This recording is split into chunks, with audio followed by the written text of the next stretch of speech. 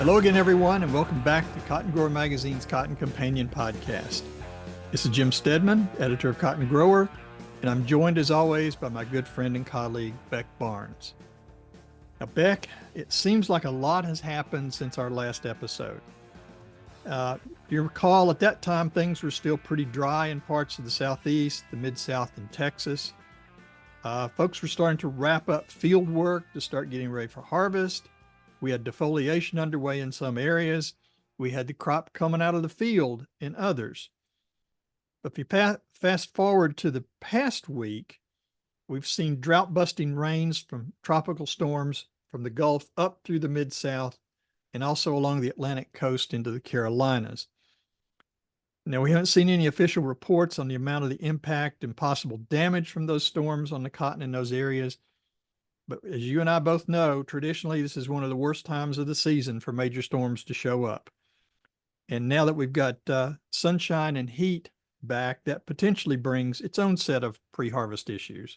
Yeah, Jim, you're right. Gosh, you call it to mind. I can't remember what I was down in South Georgia the week after one of these late August hurricanes kind of grazed that South Georgia corner of the cotton belt and just dumped a whole bunch of water on them. And the next week it turned hot and dry again. And I'm walking through these fields that I was invited to because they were so showy to take pictures of 2 weeks prior. And yeah, they were all new growth coming out of the green growth coming out of the white open bowl. And so it could have been, it must have been September.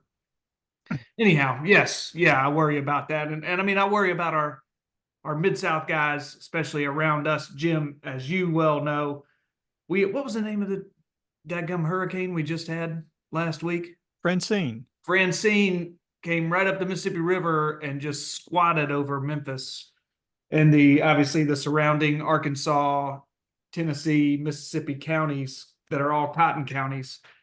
I mean, for like 4 days, just dumped on my backyard. I thought I was going to start building an ark. Yeah, it's been too wet. We didn't need this little bit of. Yeah, and it was interesting that, the day before all the rain started, we were over in Jackson, Tennessee at University of Tennessee Field Day.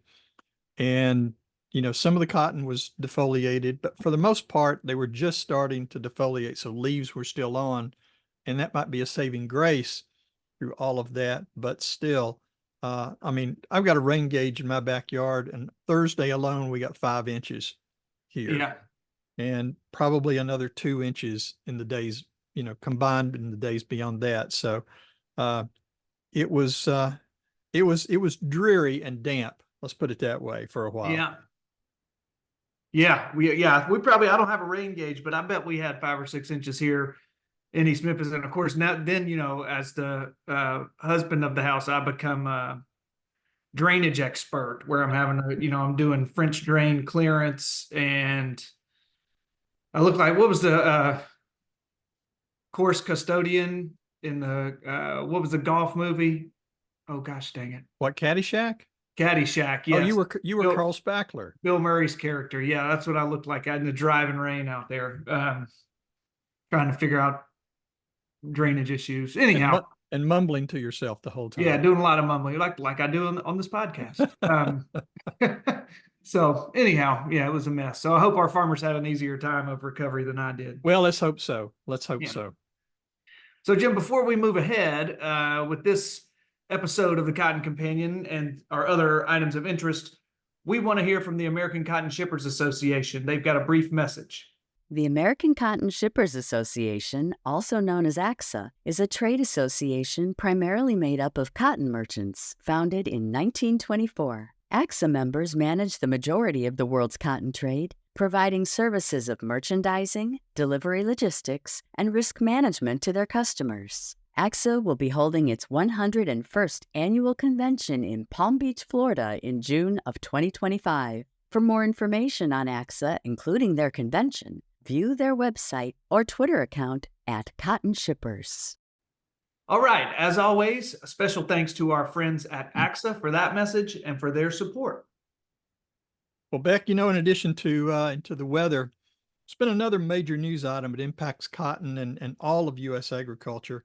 And that's the ongoing struggle to get a new farm bill passed, obviously in the face of some strong political headwinds. The current farm bill, I think, which was passed back in 2018, has already seen at least 2 extensions. And there are rumors floating around of another extension to get through the November elections and then maybe even reset everything with the next Congress. And based on today's farm economics, that leaves a completely inadequate safety net in place for growers right now.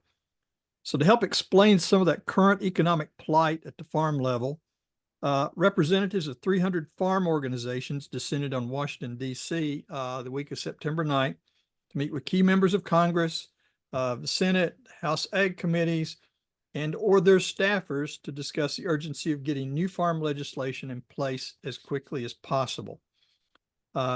It's a real challenge right now, as you're well aware. And I had the opportunity to visit with Dr. Darren Hudson, who's the Combest Endowed Chair and Director of the International Center for Agricultural Competitiveness at Texas Tech University. We sat down to discuss the current situation and what options might be possible short-term and obviously certainly long-term. And we're going to share that discussion with you, dear listeners, here in just a few minutes. Beck, this has been one of the more frustrating subjects that we've been following for the past 3 years. It used to be a fairly simple bipartisan piece of legislation, and logic tells you and still tells you there should be a way to come together to get this thing done. You would hope so, man. You would certainly hope so. I mean, I was just raking my brain thinking about, I guess it would have been winter meetings this past year, January, February of this year, and listening to association leadership and other smart people. And I don't feel like anybody had a real optimistic view of this thing getting done. And some of it probably has to do with election season. But yeah, I mean, the flip side of that is what a great show of kind of cross-crop farm strength. You talk about 300 different groups descending upon DC to hammer home this message that, hey, man, the situation is urgent. The economic situation on the farm requires a strong response, and they don't need to be dilly-dallying around in DC playing politics with this thing. So if you're looking for a silver lining or something to be positive about, I mean, shout out to those 300 farm organizations that all came together under one banner and went and did all that hard messaging. Then and it requires sitting down face to face and explaining, letting a politician see a farmer's face and Yes. hearing what is needed. So well Yes. done to the folks who did that. Yeah, there are times when letter writing campaigns just don't have the impact they need to have. And I think one of the shining examples in all this is, the cotton industry was well represented there. But when you see, I've seen pictures from some of the meetings with congressional staffers and other folks, and cotton's at the table, but at the same table are folks from corn and from soybeans and you name your commodity name here, 5 or 6 people around that table, all representing different commodities and different groups talking in unison. And that to me was one of the impressive parts of all this. Yeah. Yeah, 100%. So, but listen, we got Dr. Hudson, who's going to be joining you here in a moment. Yes. Jim, interview will be appearing here in a moment. And he's certainly more equipped and more qualified to talk about this topic than I am. So before we get to him, let's quickly just review the latest numbers for cotton from from mid-September, from the mid-September USDA crop progress report. So at that time, the U.S. cotton crop remained a week to 2 weeks ahead of its 5-year average, with overall crop conditions holding steady. Open bolls are now reported in 50% of the total crop. That's up 9 percentage points in the past week and 4 points ahead of average for this date, with 12 cotton-producing states now ahead of their respective averages. The report also noted that 10% of the overall crop has now been harvested. That's slightly ahead of average, so a little bit earlier than normal. Harvest activity was reported in 9 states at this point. So Overall crop condition holds steady from the previous report. That's with 39% rated good to excellent, 35% fair, and just 26% poor to very poor. So that's a positive story when you think about the past couple of years and the wreckage that drought has reaped on the U.S. crop. You're talking about 3/4 of the crop doing at least fair. That's good news. Definitely. Yeah. When you consider this time last year, we had those poor to very poor numbers up in the 30s and low 40s. And that was, well, and that that was the crop that had not been plowed under at that point too. That's right. That's true. That's true. But still, that's tough to look at on a week-to-week basis. Yeah, no doubt. Well, now I want to welcome Dr. Darren Hudson, who's the Combest Endowed Chair and Director of the International Center for Agricultural Competitiveness at Texas Tech University. I want to welcome him back into the Cotton Companion virtual studio. Darren, thanks for taking time to join me today. Jim, I appreciate it and always enjoy it. Well, the last time we visited, I think was back in December of last year. And at that point, we're still waiting on movement from a new farm bill. I think as we discussed, it sort of looked like a short-term extension was imminent. And both of us were somewhat hopeful that the bill wouldn't get kicked down too far down the road before a new bill was actually put in place. Were we being too optimistic at that time, or is that road just a lot longer with a lot of construction zones than anyone anticipated? Yeah, for people in Texas, it looks like DFW. Not only is there a lot of construction zones, they wind and bend and go all kinds of weird places. But yeah, trees falling everywhere. Yeah, well, we were probably being optimistic. I think we were being realistic based on the information at the time. Yeah. And I don't think we're still too far off in the sense that, we need a short-term extension bridge that gets us to whatever the new farm bill looks like.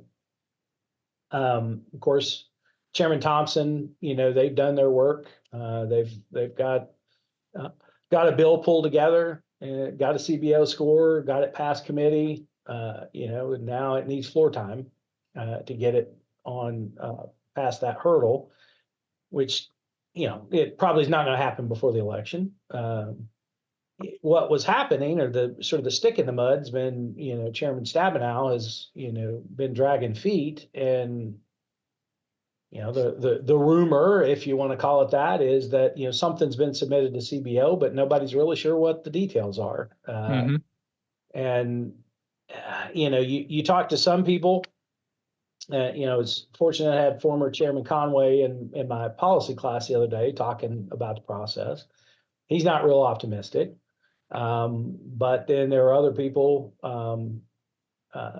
Tom Sell and others, that are a lot more optimistic that it's going to get done before the end of the year. Tom's a perpetual optimist, so you kind of have to discount that a bit. But I mean, there's a pathway to it. I think that obviously the sticking point is that you got a cap on spending. Thompson and the House Ag Committee would like to raise reference prices and do a few things. That money's got to come from somewhere. In part on tightening some eligibility requirements and SNAP and some things like that. It's where the real money is anyway. I mean, he's in the bill. And Stabenow has repeatedly said that's a no-go. Now, whether or not something ends up on the table in what she's presented to CBO, I don't know. But even assuming you get a bill out of the Senate, and then you still got to do conference, and you got to get it all done before the new Congress is seated. So it's a longer row than we'd like to see, and there's some tough hoeing in between there, and there's still a path to get it done. And there's a lot of pressure being put on both committees to get it done, and so I think they're responding to that pressure, but we'll see if they move fast enough. And when you get to the push comes to shove, we're going to have an election between now and then. So, we're going to have a new president of the White House, regardless who wins. looks like a pretty high probability the Republicans are going to take the Senate. Sort of a toss-up on the House, maybe. Some people think it, slightly favored Republicans. Some people say it's slightly, favoring Democrat control. But in either case, the dynamics are going to change because Chairman Stabenow is not going to be there. Right. And so we're going to have a new Senate Ag Committee chair. And so part of me, part of me wants to gamble and say, well, let's pass an extension and see what happens in the election and move on. But part of me says we really need to resolve some of this political uncertainty when it comes to Farm Bill, because producers have got to start planning and they got to start thinking about what that's going to look like, and dragging it out, it's not doing them any favors, for sure. No, not at all. But when you look at this current Farm Bill, as it stands right now, it seems like there are parts of it that still work okay, still working fine. But there are some that just seem like they don't fit farming in today's economic environment. Mhm. And there's a lot of stress and a lot of anxiety at the farm level. What's still working, and where are the weak points in it? Well, I mean, I think obviously, I know Secretary Vilsack tweeted out something. It obviously wasn't Secretary Vilsack. Somebody in his office tweeted out some under his name about, inflation is down, on the farm, right? And well, guess what? We're still at 40% higher prices, for inputs, and commodity prices aren't reflecting that. So, the reference price PLC, conceptually, that's fine. But we've got to think about some mechanism that moves, either makes that reference price index to some sort of input price index, or raises those up to maybe more reflect the sort of at least semi-permanent change we have. I mean, Farm Bill's 5 years, right? So a lot can happen over 5 years, and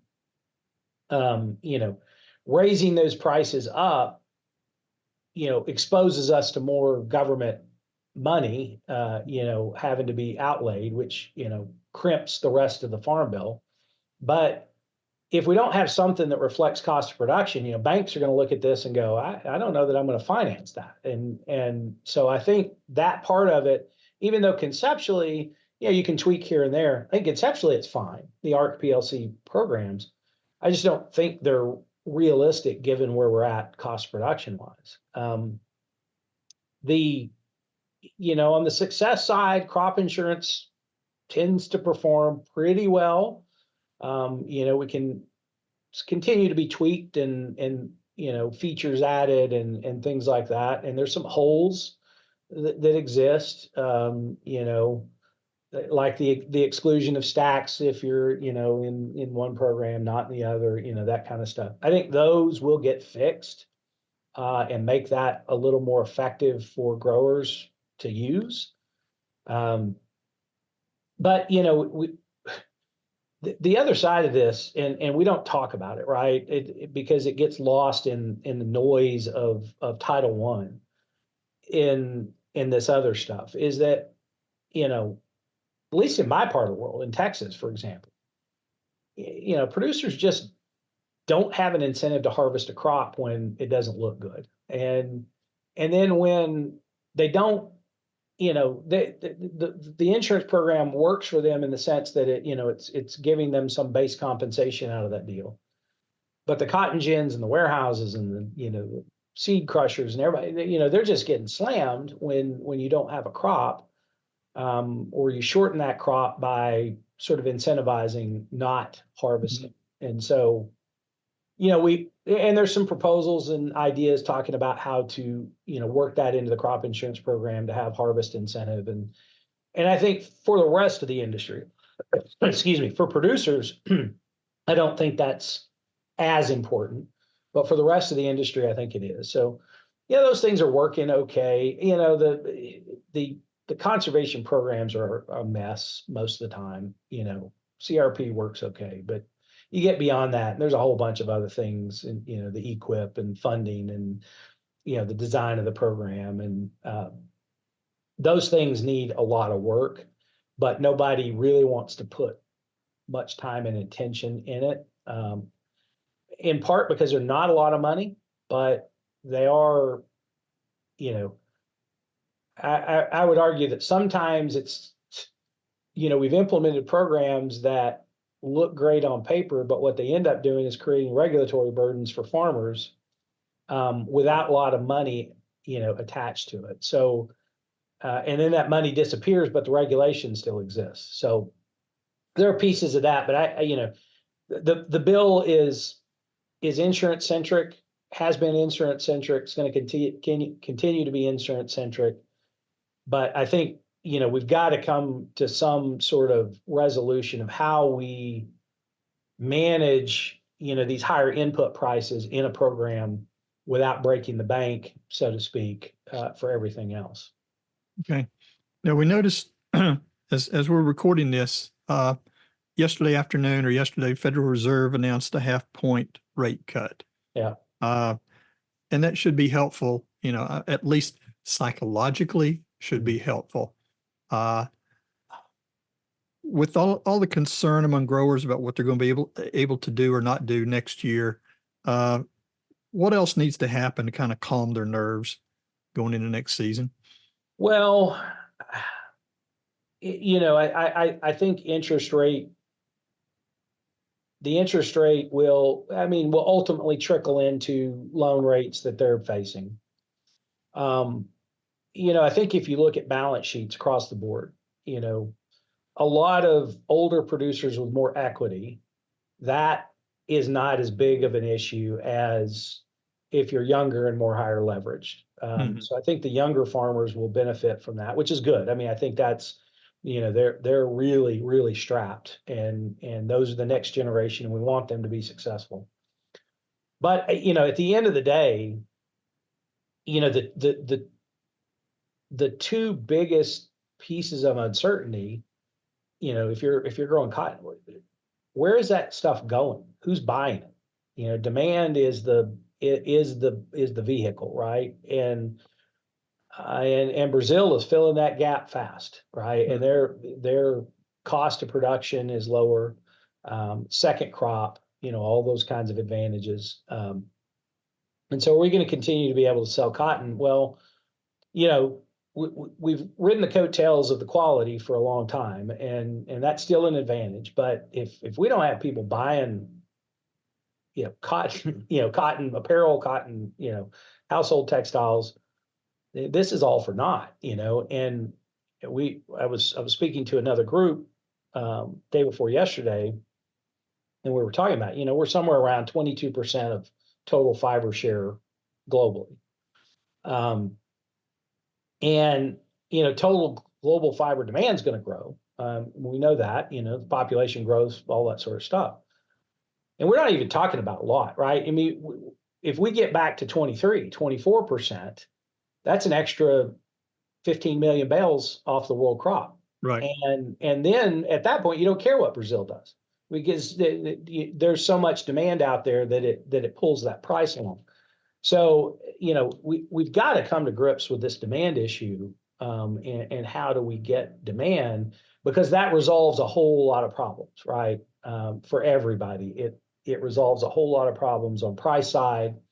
You're not as worried about input costs. The farm bill becomes less of an issue because you're making your money in the market. All those things, if we don't get that demand issue resolved. So, I think guys that are looking out, the next 6 to 8 months, and they're planning, their next year crop, I think they've got to look at, what alternatives do they have? Where can they make the most money? But, at the end of the day, if we're not growing cotton, we don't sell cotton, and if nobody's buying cotton, it doesn't matter. So, I think producers are going to have to, they're going to have to resolve, and they will resolve, what is the most profitable for them to grow, or in some cases, the least loss for them to grow. But I think what they're going to have to wrestle with, I think if we can get the farm bill resolved, there's some really cool stuff in there. And some of the proposals are even off books, like, enhanced or recalculation of the AWP, which will enhance POP payments. That's not coming out of the Farm Bill budget. So, if we can get that kind of thing pushed through, it will help move that cotton faster, and put a little extra money in producers' pockets, and actually, from the grand scheme of things, help the merchants, move that cotton more efficiently, because, they need to be able to sell it, and they got to have it in a warehouse and, and be able to distribute it in order to sell it. So there's some stuff on the books that I think will really help in that regard. And if we can get those policies pushed through, I think it'll make cotton look a lot more favorable going into the next planting season. Cool. Now, let me ask you something about something that happened a week ago. I think we've all we saw where representatives from 300 ag-related organizations descended on Washington to plead rural America's case, with senators, with representatives, with their staff members, with basically, I think, anybody they could meet with on it. It was really kind of an impressive show of force and cooperation on it. And the only thing that came to mind, and I'm showing my age here, that you could think about that it was just a little bit more visual at that point, was, the tractorcade back in the 1980s. What do you think of that coordinated action? Any kind of impact you think it's going to have on kind of, moving things along? I think, at the end of the day, it will help, right? Because it shows a united front, pressure across the board, from all the commodities and the rural communities, and, all those different components that get impacted, by a lack of farm policy. I think that helps. I'll tell you what, though, the best sign is that for the first time in a couple of cycles, you've got a pretty united front across all the commodity groups, with the pressure. The last couple of farm bills, there's been a lot of fractionalization, regionalization, the Southern group and the Midwest group, and, corn versus cotton and rice, and that kind of stuff. And, that has helped people who are adverse to farm policy have leverage in Congress, to not be as focused on these things, or start thinking about other ways of reducing farm support, that sort of stuff.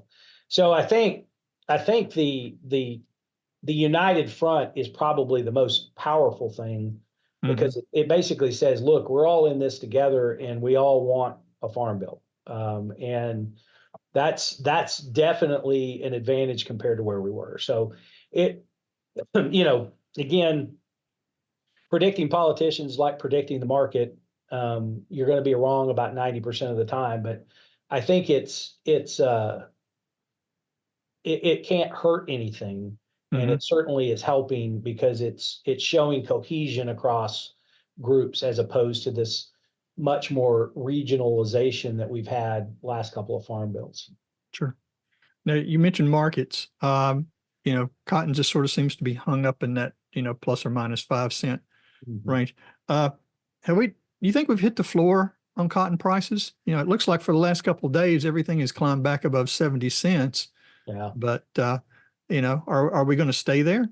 What do you think our ceiling is? And maybe how long do you think it's going to take to climb, Well, I mean, I think we're going to have a lot of resistance between where we're at, in this 72, 73, 76 range, right? So that trading window, what tends to happen is as it moves up, we get more selling pressure on that. What we're seeing, maybe a little bit of short covering, trying to get out of positions. I think where we're at right now is we're looking at a big Brazilian crop, and that's got some weight on the market, because that stuff has got to clear before we can get into really, selling our crop. But you hesitate to say. I mean, we could be at 50 cents 3 days from now. But I don't think the supply demand fundamentals say that we should be there. But I don't think it says we should be at 90 either. I mean, I think that 76 to 82 range is probably, something that's achievable. And maybe we can get to that 76 range over the next few weeks, especially if we start to resolve some of the Brazilian crop. But I think, until we get past that Brazilian crop, there's just so much sort of weight setting out there. It's hard for a merchant to turn around and sell, into China or places when they're looking at a cheaper product coming out of Brazil. And so right now we've got to get that moved, and then they'll have to buy U.S. crop to blend. And so we could see some of that short covering that brings us back up into that mid 70 range, which I think is a good, it might be as good as we can hope for between now and December. Okay. Well, one last question. You got any words of wisdom for growers as they're heading into harvest? What's kind of the best thing they can do at this point to market this crop? Well, I think they need to be cognizant, have goals in mind of where you want to fix and stick to them. I mean, don't, if you can cover your expenses at 76 and it hits 76, so you start selling some crop. Don't hold out for the 82. Don't believe the merchants or the peddlers out there who are trying to get you to, chase that thing. Doesn't mean you have to sell everything, but you need to be cognizant of it, and you need to start marketing that crop and getting it moved at prices that can go cover your costs. But beyond that, it's really, at this point, it's almost time to hang the hat on this one and start thinking about 2025. And it's hard because we don't have a farm bill, and we don't know what that's going to look like. So it's tough, but I hope everybody has a great harvest. I mean, safe, get it out of the field, get it into the warehouses, and then get to selling it, because it's right. It needs to move, and farmers need that revenue. Yeah, and as they say here in the South, and as you well know from your days in Mississippi, get it out and head for the deer stand. Yeah, exactly. Get it out and head for the deer stand. And have your cell phone with you to fix some prices when the market signals that you should go. But yeah, for sure. Sounds good. Well, with that little piece of advice, I think we're going to wrap this conversation up. It's tricky times. It's still going to be tricky times for a while on that. But Darren, thanks for taking time out of your busy schedule to help clarify where we are with the Farm Bill, and maybe what it's likely going to take to get where we need it to be at this point. So again, I always appreciate your input, and thanks again. Well, thanks for having me on. So, all right, that's going to do it for this episode of the Cotton Companion podcast.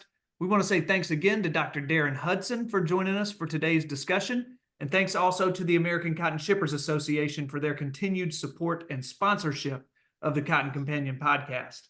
As always, we want to thank you, dear listeners, for joining us. We hope that you have enjoyed this episode. And if you did like what you heard, please be sure to spread the word. Tell your farming buddies and neighbors about the Cotton Companion podcast. Here's where and how they can find us. You can find the Cotton Companion in 3 easy ways. First, go to cottongrower.com/companion, or simply click the podcast tab at the top of the homepage. Second, subscribe to our channel on iTunes or wherever you find your podcasts these days. And 3, sign up for our weekly e-newsletter, the Cotton Grower e-News, that's delivered to your email inbox every Tuesday morning. You can do that by going to cottongrower.com/subscribe. Also, be sure to follow Cotton Grower on social media. We are at Cotton Grower Mag on Twitter. And on Facebook, you'll find us by searching for Cotton Grower Magazine. Cotton Companion podcast is produced twice monthly by Tyler Hatch and Kim Henderson, our talented colleagues, world headquarters for Meister Media Worldwide in lovely Willoughby, Ohio. I'm Jim Stedman, he's Beck Barnes, and we'll be back with you in a few weeks with the next episode of the Cotton Companion. Until then, stay safe. Yeah, he works and he works and he works and he works all day. God made a farmer